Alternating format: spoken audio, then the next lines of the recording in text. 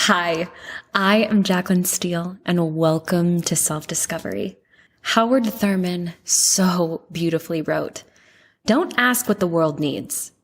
Ask what makes you come alive and go do it.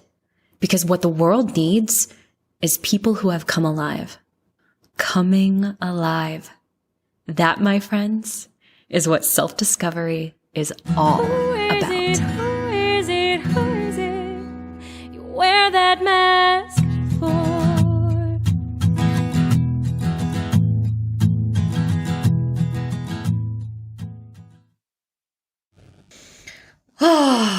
All right, friends. As I said that, I just put my arms out and did a little stretch. What a time we are living in. I meant to record these podcast episodes yesterday, but I have a newborn. I have a husband who also works from home, and we're juggling a lot right now. Such is the life of new parents. We are loving it. We are sleep deprived. We are all the things. And I am just figuring out my new normal. I'm sure so many of you can relate, whether you're parents or not. Life is just throwing a lot at us right now. If you're new here, I want to welcome you. My name is Jaclyn Steele. I am married to the love of my life. I have a newborn. I have 3 dogs. And today I want to talk about in episode 111, how to elevate your self-image through these simple modalities you can start to implement right now, today. You guys who have been listening for a long time know I love examples. I love tangible things. I love blueprints for how you can get started to get going immediately. That was kind of redundant, but you get the idea. I like keeping things simple. Before I begin today, I want to draw a card. And just a little warning, if you hear background noises, it may be my husband on the phone, it may be car noises of Scottsdale, Arizona, where we live. There's just a lot going on right now. We're about to leave for a little family vacation to Colorado, so there's a lot of hubbub. But I want to take the next few minutes, center myself, and hopefully in that process you will feel a centering as well. I recently purchased the Rose Oracle deck by Rebecca Campbell, an artwork by Katie Louise. It's a brand new deck. It's absolutely beautiful. And I have done this several times on this podcast where I pick a card from an Oracle deck. And it always happens to be just the message I need at the time. And I think so often the message that we need collectively, all the listeners who are listening in on this podcast. So I am going to do that right now. And the card I picked is Held. Sureness of the soil, unseen help, support, community. In the booklet for this card, it says, when times are turbulent, to keep ourselves steady, we need something to hold on to. When things are crumbling around us, we must find something we can count on that won't budge. Deep roots to hold us steady when the winds of change come blowing. A supportive community around us. When we leave home, we must find something to hold us. When our lover leaves, we must find something to hold us. When the job ends, we must find something to hold us. When our parents die, we must find something to hold us. When we think there's nothing holding us, it's an invitation to find new, supportive ground. This is where we can discover the sureness of the soil, the holding of the roots, and the reach out to our community for extra holding. We were never meant to grow on this earth alone. Sometimes life rips from us what we cling to the most. Or perhaps we cling to it for we can feel the cycles of change coming. Yet in the darkness of our longest, darkest night, we discover that it's in the empty spaces that we can be reached and held most. It's in these that we discover a holding that we didn't know before, and we discover that what we thought was a tomb is actually a womb. You are being called to trust that the Great Mother has got you, to trust in the sureness of her soil, to trust the process of what's unfolding, and that you're not going through this alone. The soul inquiry here is, how can you call in more support in your life? What's holding you right now? And as always, this card is so beautifully drawn because in today's episode, we're talking about creating shifts in your life. And change, as we all know, can be intimidating. It often is accompanied by fear. I was taking a walk with my son earlier today, and I have an opportunity this afternoon, one that I've been calling in for a while. But as I was tuning into my own feelings, I realized I was feeling all these feelings of fear and doubt. And I thought to myself, so what? I have a tendency, just like I'm sure you have a tendency, to rise to the occasion. I have a track record of meeting challenges and exceeding them. And I'm sure you do too. But that doesn't mean when we're doing something, whether it be new or something we've done over and over and over again, that we aren't going to experience fear around it. And the beauty of this card, the message that I'm weaving right now, is that we do need support. We need friendships. We need to be able to see people and have conversations and process things out loud. We need community. So as you embark on this path of elevating and empowering your self-worth with me, I want to encourage you to call in support that will hold you. This podcast is a modality of support to encourage you and keep you on the path. And then who in your life can you depend on? Can you call on? And if you don't have anybody at the moment, I know beyond a shadow of a doubt that you can manifest that if that's something that you intend. Join some community groups, go to different classes, reach out, ask people to coffee. Your life is precious and you deserve support and you deserve community. And it is one of the most rewarding, challenging, wonderful things we can ever experience in this lifetime. It's my belief that we are meant to live in community. All right. So that was the card. Let me know if you guys like when I pull cards. I'm not going to do it for every episode because it does add on some length, but it's just a way to inject some spirituality into this podcast that I believe is already pretty spiritual, but it feels good to call in outside sources.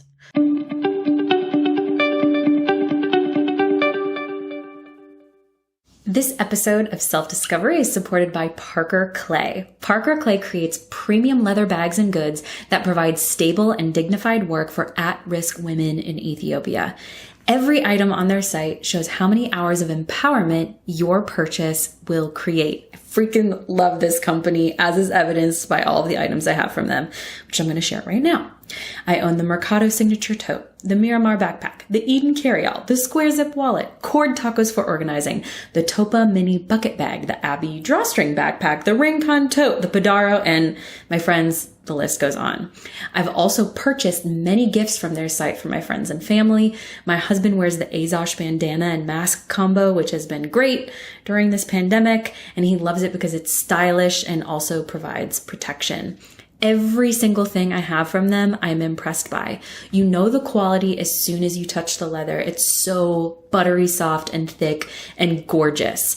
I wear my Parker Clay pieces with pride, knowing they are stylish and providing dignified employment for some incredible and deserving people in Ethiopia. And as a side note, These items just get better with time because of the way that they are made. Visit parkerclay.com to purchase your next favorite bag. I'm telling you, you'll be hooked. And use code PC-JaclynS20 for 20% off your order. Again, that's PC-JaclynS20 for 20% off your order. You can find the link and the details in the show notes below. Okay, now back to the episode.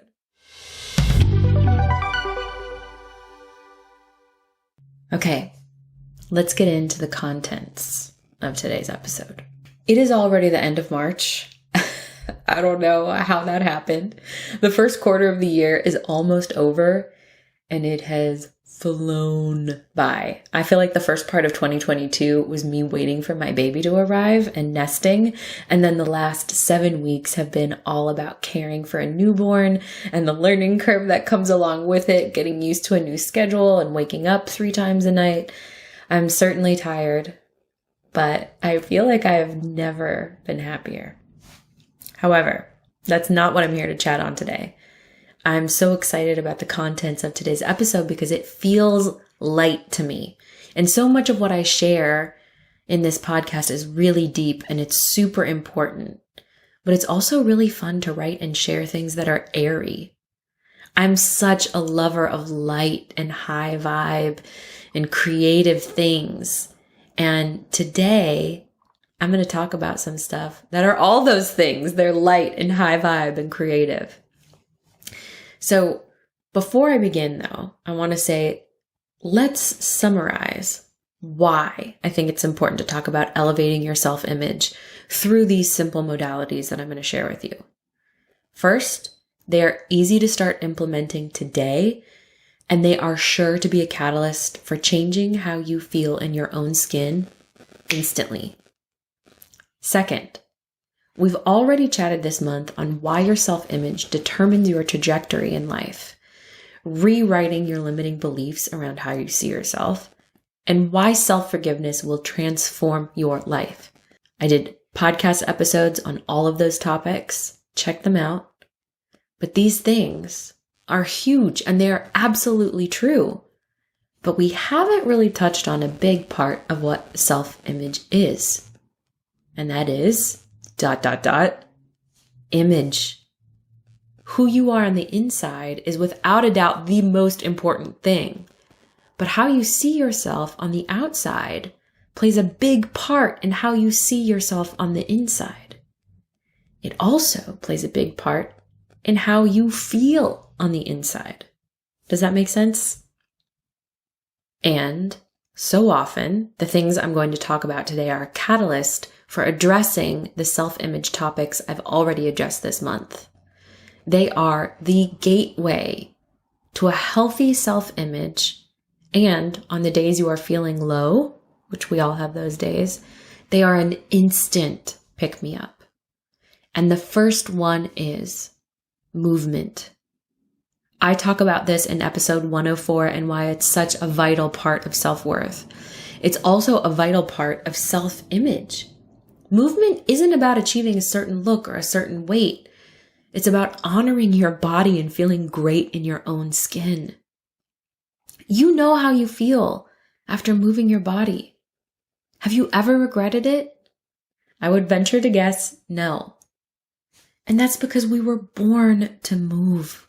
That's why we get stiff and tight if we sit too long. That's why our muscles atrophy if they aren't being utilized. We were born to move our bodies, and movement makes us feel good, universally. And when we feel good in our own skin, it changes the way we see ourselves in the mirror and the way that we show up in the world. Think about the last time you really felt confident in your body. How did you carry yourself? How did you show up in conversations differently? How did the way you thought about yourself that day feel? I know for me, and I wrote about this in my ebook, Didn't Break Me, that movement is so healing. There's something about feeling at home in your body that creates a ripple effect, and it's a catalyst for so much more, including a really stellar self-image. The second modality that I want to talk about today is style. I haven't talked a whole lot about style on this podcast yet, but it's something that I really value. Style is how we present physically to the world. It's what we wear. It's our hairstyles, our makeup, our accessories, and our attitude while we're sporting all of these things. Essentially, style to me is self-expression. I remember a conversation I had with my husband a few years ago. We were at this vegetarian restaurant in Athens, Georgia, and I was talking about fashion. And he was like, I've just never really been that interested in fashion. I feel like it's kind of futile and unnecessary. And I looked at him and I was like, have you ever viewed fashion as a way to express yourself? Because really, fashion isn't about achieving a certain look. It's about aligning your insides to your outsides. All it is self-expression. And I could see, even in all of his ex-football player masculinity, a light bulb went off and he was like, oh, that's really interesting. It's an opportunity to be creative and to show the world who I am without saying anything. It's so much more than putting on clothes, my friends. It's a chance, like I just mentioned, to show the world who you are without saying a word. And while style doesn't make us who we are, it can sure make us feel awesome. Think about the last time you wore something that just felt right, like it fit. It represented how you wanted to look, and the energy you had wearing it was freaking high vibe. That's what style is all about. To me, my favorite fashion people to follow for style aren't the ones who are following every trend. They are the people who use fashion and hair and accessories, etc., to express who they are on the inside. Maybe it's vintage, maybe it's classic, maybe it's trendy, maybe it's minimalistic. Whatever it is, their style feels unique to them because they are unique. We are all unique. They wear their clothes, their accessories with confidence, and you can tell it plays a big part in how they show up for their lives. We'll definitely chat more about style this season of the podcast, but for now, I want to say play around. I know for me, since being pregnant and having a baby, my style has had to be pretty flexible, but I look so forward to getting back into the clothes I have that I love.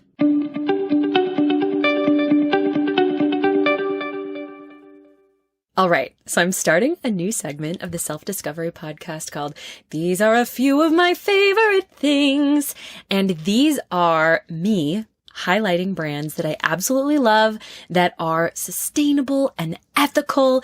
And yes, I am an affiliate for them. So when you purchase, I get a little kickback, but that is what allows me to keep making this podcast and pay my bills. So that being said, I want to introduce you to one of my favorite brands of all time, Everlane. They stand for exceptional quality, ethical factories, and radically transparent pricing. Essentially, because they are direct to consumer, they cut out the middleman so you can get cashmere and silk and high quality cotton apparel at a price that will not break the bank. And this is what they have to say about their process. At Everlane, we want the right choice to be as easy as putting on a great t-shirt. That's why we partner with the best ethical factories around the world, source only the finest materials, and share those stories with you down to the true cost of every product we make. It's a new way of doing things, and we call it radical transparency. I remember when I purchased my first Everlane sweater. Taking it out of the packaging, I immediately thought, oh, this is what a sweater is supposed to feel like. The quality is truly exceptional, and I know I will have the items I have purchased from them for years to come. When I need a seasonal refresh in my wardrobe, Everlane is consistently one of the first places that I visit. I shop there for my husband as well because he loves their t-shirts and button-downs. Anyway, you get the picture. I absolutely love this brand. That's why they are one of my favorite things. And I have some of my favorite picks of the season at the ready for you to view on jaclynsteele.com/Everlane. Again, that's jaclynsteele.com/Everlane. And you can also get 10% off your first order by going there. So all the links are in the show notes. Now back to the episode.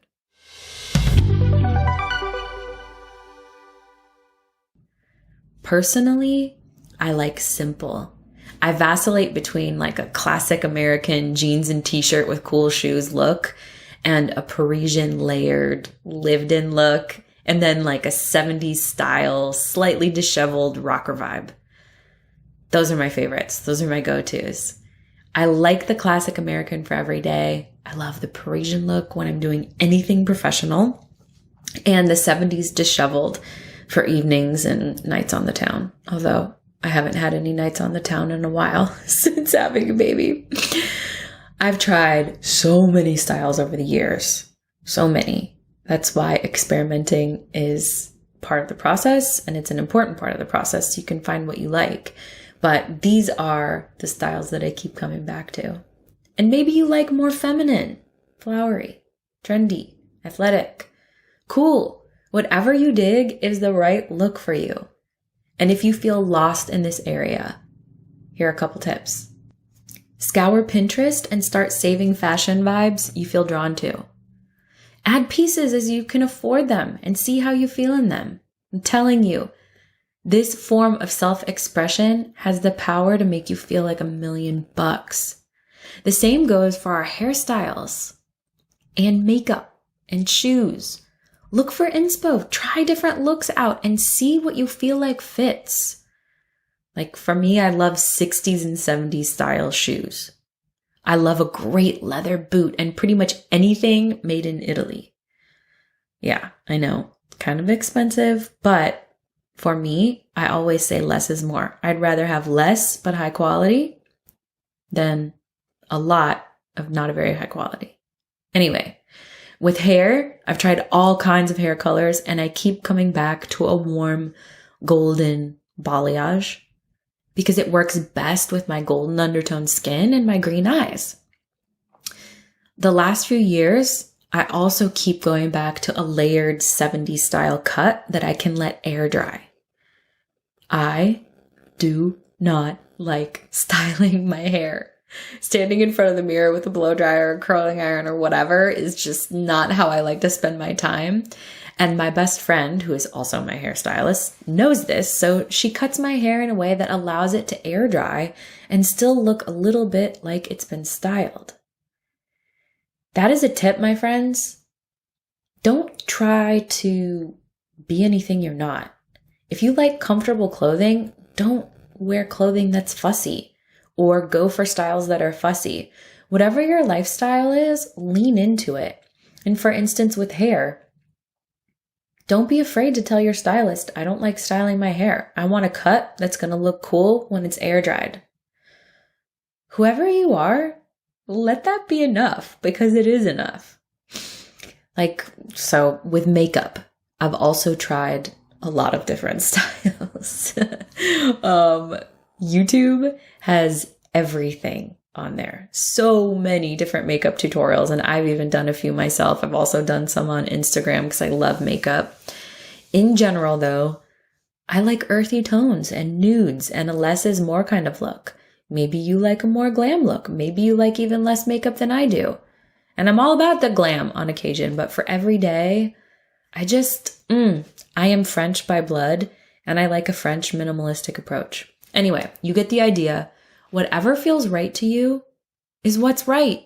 Style is all about self-expression, and the more deeply you know yourself, the easier it will be to have that come out in your style because you will know instantly what you like and what you don't. Okay, the third thing you can start playing with to elevate your self-image is your surroundings. And spoiler alert, April's theme of the month is surroundings. The opportunity I have this afternoon that I alluded to is going over to a potential client's home that they want to redo their entire house and renovate. And so I may be doing some design work for them. For now, let's paint the picture of what I mean by surroundings. This is the space you inhabit, the office you work in, etc. I'm the kind of person that is deeply affected by the space that I live and work in. When my spaces are beautiful, I feel different.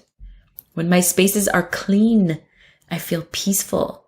When my spaces are organized, I feel like it clears my head. Oh my gosh, you guys, in January, I did so much nesting and organizing, and I still have more to do, but I was able to bring my son home to a clean, mostly organized house.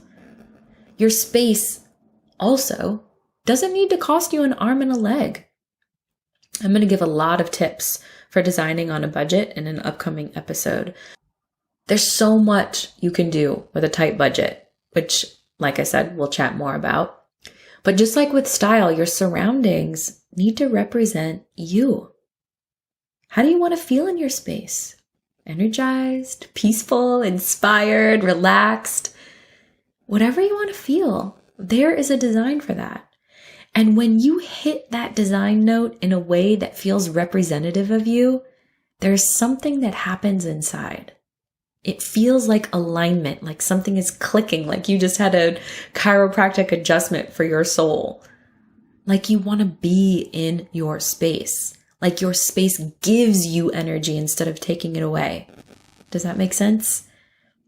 Again, I'll talk design a lot more, but for now, you can start instantly by simply cleaning and organizing your space. I did a YouTube video on this a couple of years ago, and I went through each room in my old house before we sold it, before I even knew we were going to be selling it, one section at a time, and I got rid of things that no longer brought joy or served a purpose, and organized pretty much my whole house.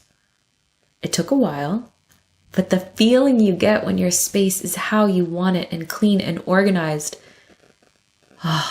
it's like a whole body piece. It just feels so, so good. And it's not hard to do either. It just takes some time. This is just my method. I made a super simple list, and it went something like this. A page for each room, and then a section for each area of the room. So for instance, in my office, I had the page office, and then a section desk, bookshelf, closet. And I just went through each thing as I had time over a period of a couple of months. And as I did them, I highlighted them and colored them in like a little kid, but it made me so good to feel like I'm making progress organizing everything. I also love going through stuff and asking the Marie Kondo question, does this bring me joy? And if it doesn't, bye. I'm not super attached to many material belongings. A few years ago, I heard a quote and it went something like this: if it doesn't have a heartbeat, it can be replaced. So for me, there are a few pieces of art, photos, and a few books that are really important to me. But again, if it doesn't have a heartbeat, it can be replaced.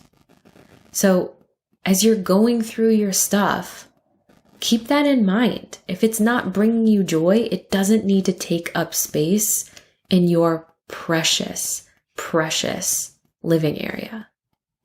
Anyway, like I said, I'll discuss design a lot more next month, but for now, you can start transforming your space by putting one thing you love in it. Maybe it's a framed photo or a piece of art you found at a flea market. Maybe it's a vase full of fresh flowers. Maybe it's a stack of books with a candle on top. Maybe it's a diffuser with yummy essential oils. Oh, I love diffusers so much. Maybe it's some incense. Maybe it's a hand-me-down rug. Whatever it is, display things that you love. Utilize pieces that bring you joy. Your life is precious, and those pieces will bring in a new higher vibe energy. Your space is important because it will affect how you feel inside. And when it comes to your self-image, elevating your space, even in the smallest of ways, will make a huge difference. So in sum, if you want to elevate your self-image starting today, consider playing with movement, style, and surroundings. The more I do this, the more at home I feel in my skin and in my space, and the more aligned and confident I feel in who I am. And that's self-worth, my friends.